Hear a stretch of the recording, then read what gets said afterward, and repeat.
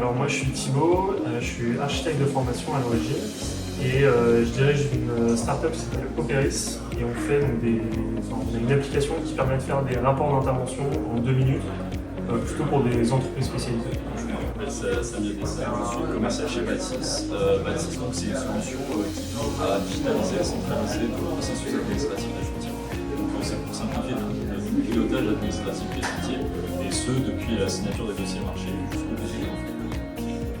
Je suis Brendan et je présente la solution eMapper qui a été développée depuis 4 ans maintenant par 2 ingénieurs français, Maxime et Pierre-Yves, et qui ont vu qu'il y avait un problème dans les milieux, pas mal de milieux en fait, qui ont besoin de mesures précises, rapides, fiables et qui n'ont pas forcément besoin ni les moyens de prendre la scanner 3D. Ils ont proposé une solution en alternative à ça.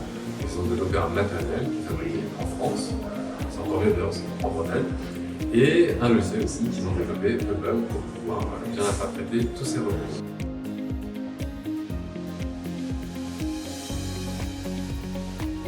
Alors on adresse surtout nos clients par email pour l'instant, plus téléphone, mais on a la particularité, vu qu'on est dans des métiers assez spécialisés, on a environ 60% de nouveaux clients qui viennent du bouche à oreille. Donc c'est typiquement des couvreurs qui vont recommander l'application à un couvreur. Alors, nous, on vend plus aux professionnels du bâtiment, donc on priorise quand même les entreprises générales, type FH Construction, Vinci ou encore Econs, qui sont un peu plus dans la construction, mais aussi les promoteurs immobiliers, les maîtrises d'ouvrage et les maîtrises d'affaires. On ajoute tout le temps des améliorations, on travaille avec différents professionnels pour améliorer le produit. Et là, demain, on vise aussi d'autres marchés en allant voir les besoins des diagnostiqueurs qui ont besoin de plans fiables et très rapides. Et aujourd'hui, on répond beaucoup aux besoins des architectes, des maîtres d'œuvre, par exemple. Voilà, si je devais faire de l'horoscope.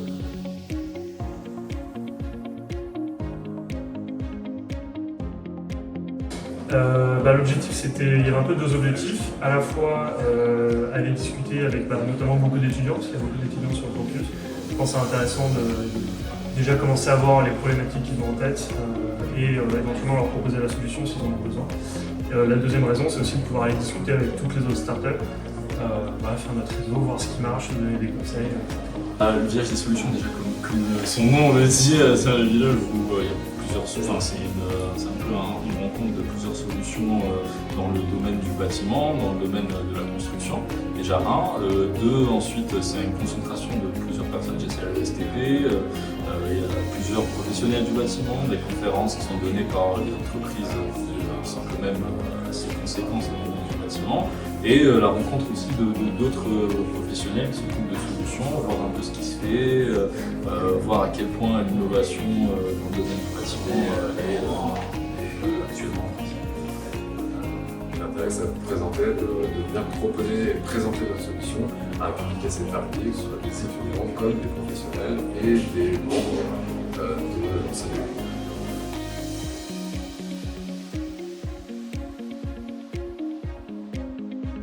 L'événement est intéressant, il y a eu pas mal de profils différents, notamment beaucoup d'étudiants qui avaient des niveaux d'études différents et qui sont dans différents campus. Et c'était intéressant de voir ce qu'ils ont envie de faire et les besoins spécifiques qu'ils vont avoir en termes de logiciels. Et puis c'était aussi l'occasion de rediscuter avec un peu toutes les têtes qu'on connaît et qu'on voit sur les différents événements. Ça a permis de générer déjà un peu quelques opportunités, quelques autres événements auxquels on va pouvoir aller. J'aime beaucoup.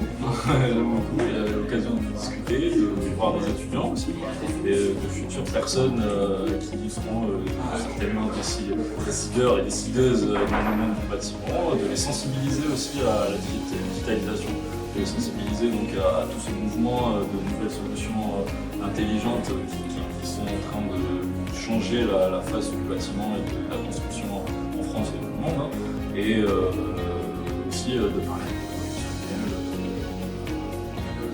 d'eux et de leur